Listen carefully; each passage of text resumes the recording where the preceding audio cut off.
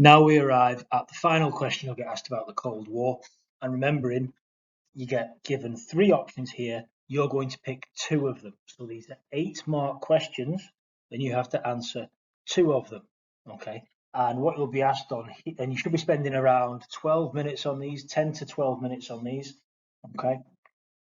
So around 20 to 25 minutes in total for both 8-mark questions. Remembering to put a cross indicating which one you've chosen to answer, and answering 2 of the 3 questions. Now in this one, you'll be asked to explain the importance of a key event for a situation. Okay, so you're being asked to explain the impact of something on something else. Okay, so for example, the options you've got here are the importance of the Truman Doctrine for the development of the Cold War. You might get asked about explain the importance of, or the consequences or significance of, the Berlin blockade for the future of Germany, or you may be asked the importance of the formation of NATO for relations between the USA and the Soviet Union. So explain the impact of this event on this event, or rather this situation. Explain the impact of this event on this situation. Okay, so let's have a look at the strategy.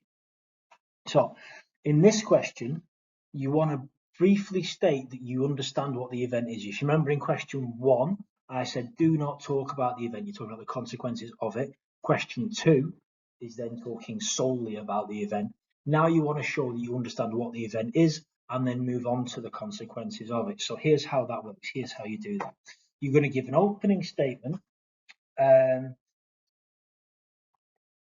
of own knowledge about the key event of the question focus. So in effect, what I'm saying there is you're just going to summarize what the event was in a sentence or so, just to show you understand it. So for example, here I just summarize what the Truman Doctrine was, or I'd quickly summarize what the Berlin blockade was, or I'd quickly summarize what the formation of NATO was. Okay, so you say, this is how you do it, you say the key event in which, and that's where you summarize the event, so the Truman Doctrine in which America, what did they do? And then you say, was a very significant event. So you can say the name of the event, summarize what the event was, and say it was a very significant event. Okay. Then you want to link the event to the situation. So for example, linking the Truman Doctrine to the development of the Cold War, or linking the Berlin blockade to the future of Germany, or linking the formation of NATO to relations between the USA and the Soviet Union. So how you do this is you're going to say this affected the, and then you take the second part of the question. So situation being the future of Germany, or relations between the USA and the Soviet Union. So you just take the wording from the question. Greatly because, and you just go into explaining how, explain how the formation of NATO impacts on relations between the USA and the Soviet Union, or the Berlin blockade on the future of Germany. Okay. And then you're going to explore that more and more. So then you just continue this, you go into more and more detail, continuing with sentences such as the significance of all this was that relations improved or worsened because, and remembering to explain it in more detail. This was important for the development of the Cold War because it led to, talk about what happened next. This resulted in increased or intensified or reinforced or lessened tensions because, and continue to explain. Think, what difference did the key event make? Why did the key event matter? Okay, now this is quite a hard one to answer, so let's go through an example together. Let's go through it step by step. So I'm going to start it with, we're going to do the top one, the importance of the Truman Doctrine for the development of the Cold War in the years 47 to 55. So the key event I'm being asked about is the Truman Doctrine. So I'm going to show that I know what that is. I'm being asked about the Truman Doctrine. So I'm going to summarize what that is. So I start with the key event, Truman Doctrine, in which, and I'm going to summarize the Truman Doctrine, and then don't forget to say, was a very significant event. So I say this, the Truman Doctrine, in which, and then summarize it, the USA would commit to containing communism, preventing its spread beyond the satellite states in the aftermath of the Second World War, was a very significant event.